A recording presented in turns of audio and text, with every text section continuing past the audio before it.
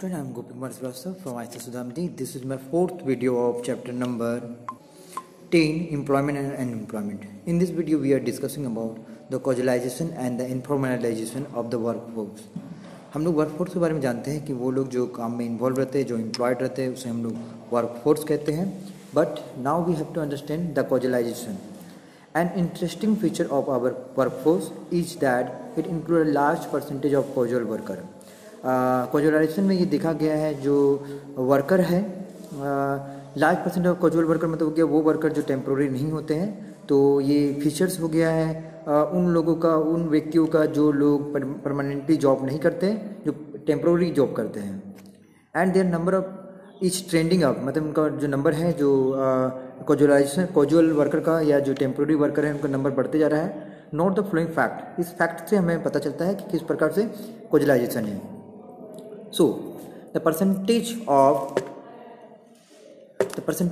causalization higher worker in the total workforce has been rising from 23% in 1972 to 1973. 1972 और 1973 में जो percentage था casual worker का वो 23% था, जो कि बढ़कर 1999 और 2000 में 33% हो गया. देखा जाए तो 10% जो कॉजुअल वर्कर हैं वो बढ़ गए, मतलब अनएम्प्लॉयड जो कुछ समय के लिए ही जॉब करते हैं उन लोगों का जो परसेंटेज है बढ़ गया, मतलब परमानेंट नौकरी यहाँ पे नहीं दिखाई दे रहा है. However, slightly decline to 30.9, कुछ कमी भी दिखाया गया है 2013-14 में, मतलब कि कुछ घटा है, जैसे 33% से आपका डायरेक्ट आ गया है यहाँ पे.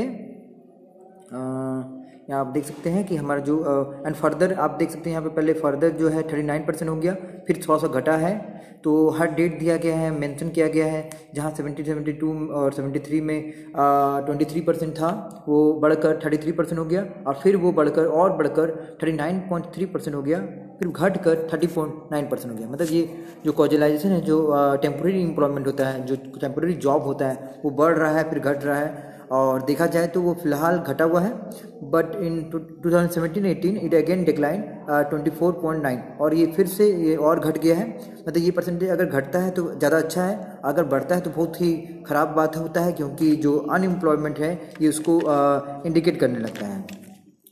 Percentage of self employed worker has decline from 62% to 1973 में जो परसेंटेज जो था जो सेल्फ एम्प्लॉयड लोग थे, जो वर्कर थे, जो अपने काम खुद करते थे या अपना खुद का बिजनेस करते थे, उनका भी परसेंटेज यहाँ देखा जाए तो 62% से 52% हो गया.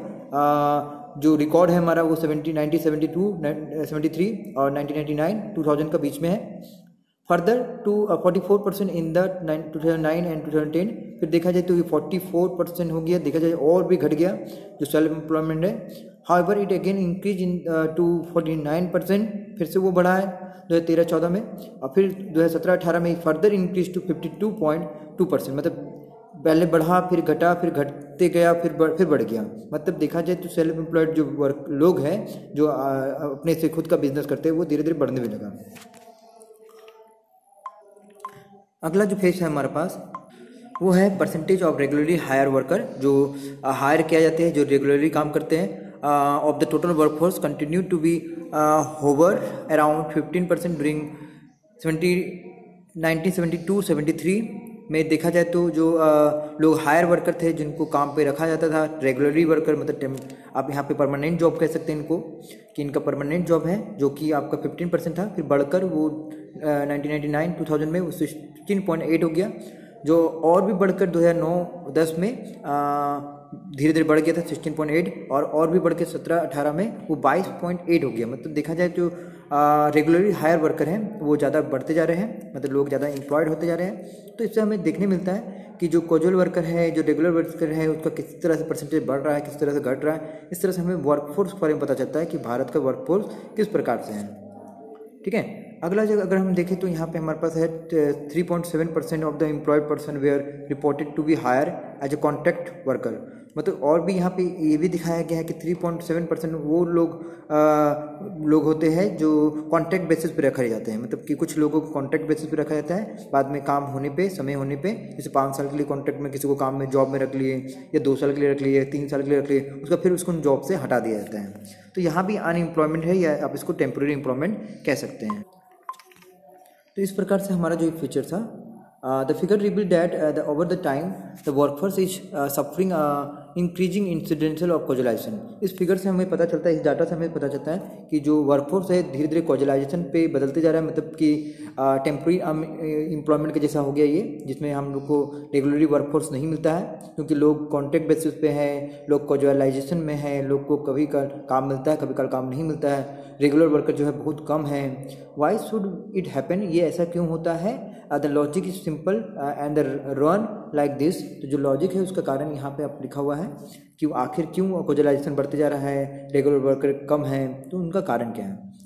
The bulk of self employed workforce is found in the rural area. यहाँ पे ये देखा गया जो सबसे ज़्यादा सेल्फ एम्प्लॉयड वर्कफोर्स होते हैं, जो लोग अपने खुद का बिजनेस करते हैं, वो आपको रूरल एरिया में दिखने मिलेगा। People work on their farm and the field and not because the everybody is gainful employed. मतलब यहाँ पे लोग जो है फार्म और फील्ड में काम करते हैं, और यहाँ पे सभी लोग बहुत ही जो काम कर रहे हैं उसमें वो गेनफुल नहीं महसूस कर रहे हैं, उनको उतना ज़्यादा प्रॉफिट नहीं होता है। Not because the everyone is contributing the output but simply because many of them are not getting non farm job even when they wish to be migrate. मतलब यहाँ पे कहा गया कि बहुत सारे लोगों को फार्म का काम नहीं मिलता है और इसलिए वो अनएम्प्लॉयड है और उन्हें उतना फ़ायदा नहीं होता है। They are employed on the their farm only for the namesake and in fact they are disguisedly unemployed. मतलब कि कुछ लोग होते हैं कि बस अपना नाम को बचाने के लिए वो अपने खेतों में काम करते हैं, ताकि उनको कोई ये नहीं बोले कि वो बेरोजगार हैं। देखा जाए तो अगर मान लीजिए किसी परिवार में 10 मेंबर है और 5 आदमी की ही जरूरत है, तो 5 आदमी ऐसे ही झूठ मूठ कर उसमें इन्वॉल्व हो जाते हैं ताकि उनको कोई बेरोजगार नहीं बोले। तो इस तरह का जो बेरोजगारी होता है उसमें, उस तरह का जो हम लोग बेरोजगारी होता है उसे हम लोग डिस्गाइज अनएम्प्लॉयमेंट कहते हैं। Taking a chance of opportunity this marginal worker tend to migrate to urban area. मतलब देखा जाए तो यहाँ पे जो बहुत सारे जो वर्कर हैं वो अर्बन के एरिया की ओर भागते हैं, क्योंकि उनको जॉब चाहिए होता है। And more often that not they get employment only casual worker और daily wager. This is the story of unskilled worker leading to the casualisation unemployment. तो यहाँ पे ये बताया गया है कि बहुत सारे लोग जो है पहले तो वो काम के खोजने के लिए वो अर्बन एरिया चले जाते हैं, फिर ये often not they get employment only the casual worker, और बहुत सारे कैजुअल वर्कर हैं उनको हमेशा वर्क काम नहीं मिलता है। और ये जो है हमारा जो देश का जो स्टोरी है वो अनस्किल्ड वर्कर को दिखाता है, कॉजुलाइजेशन एम्प्लॉयमेंट को दिखाता है। ठीक है, मतलब सिंपली यहाँ पे कॉजुलाइजेशन के बारे में बात किया जा रहा है कि लोग किस प्रकार से अनएम्प्लॉयड है। Even the skill worker in the urban area are to be struggle for the job. जो स्किल वर्कर है जिनको पास सर्टिफिकेट है, जो पढ़े लिखे हैं वो या जो एक्सपीरियंस है, उनको भी अर्बन एरिया में स्ट्रगल करना पड़ रहा है जॉब के लिए। This is owing to the massive unemployment across the all sector of the economy. मतलब ये एक मेसिव अनएम्प्लॉयमेंट है, बहुत बड़ा अनएम्प्लॉयमेंट है जो पूरे देश में फैला हुआ है, पूरा अर्थव्यवस्था में फैला हुआ है। Unemployment is so huge that the bargaining power of the worker is significantly reduce. यहाँ पे अनएम्प्लॉयमेंट इतना ज़्यादा है कि जो बार्गेनिंग पावर है जो मतलब कि वर्कर का, कि हाँ मैं काम करूँगा नहीं करूँगा, मुझे इतना सैलरी पे मैं काम करूँगा, ये सब नहीं हो पाता है। जिसकी अगर हम लोग कहीं काम करने जाते हैं तो हमें कोई भी सैलरी देता है तो हम तुरंत कर लेते हैं, कि अगर बोलेगा कि नहीं 5,000 दे रहे हैं तो हम भी कर लेते हैं। क्यों कर देते हैं? क्योंकि हमारा मजबूरी है, और भारत में अनएम्प्लॉयमेंट ज़्यादा है, तो हम सोचते हैं कि हमारा जो नौकरी है वो कोई और ना ले ले, इसलिए हम लोग उसको कर लेते हैं, कोई बार्गेनिंग नहीं करते हैं। On the other hand the bargaining power of the employers is very high. जबकि बार्गेनिंग पावर ऑफ एम्प्लॉयर जो होता है वो बहुत हाई होता है, क्योंकि मान लीजिए कोई जॉब रख रहा है वो आपको बोल सकता है कि मैं इतना में ही रखूंगा तो आपको रहना पड़ेगा। तो मतलब एम्प्लॉयर का जो बार्गेनिंग पावर होता है वो पावर बहुत ज़्यादा होता है, और एम्प्लॉय का जो बार्गेनिंग पावर नहीं होता है, क्योंकि वो कुछ भी बार्गेनिंग नहीं कर सकता है, क्योंकि अनएम्प्लॉयमेंट है, बेरोजगारी है, तो उसे जो भी जॉब मिलेगा वो कर लेगा, चाहे जितना मिलेगा। यहाँ पे जो मालिक होता है, जो एम्प्लॉयर होता है, उसको वो फ़ायदा उठा लेता है उसका बात का, और वो उसे कम में ही पैसा में रख लेता है। तो यहाँ पे ये बताया गया है they follow the principle of the hire and the fire. मतलब यहाँ पे जो एम्प्लॉयमेंट दिखाया जाता है वो हायर एंड फायर, मतलब नौकरी में रखो भगा दो, मतलब कि जब मतलब रखेंगे तब भगा देंगे। अगर कुछ मतलब कि प्राइवेटली में ऐसा ही होता है, प्राइवेट जितने भी कंपनियां हैं वहाँ पे ऐसा ही होता है, अगर काम नहीं कर रहे, अगर आप बॉस को बात नहीं मान रहे तो आपको इस तरह से हायर एंड फायर किया जा सकता है, रख भी सकता है और हटा भी सकता है। So this is casualisation topic. In the next video we are discussing about the informalization.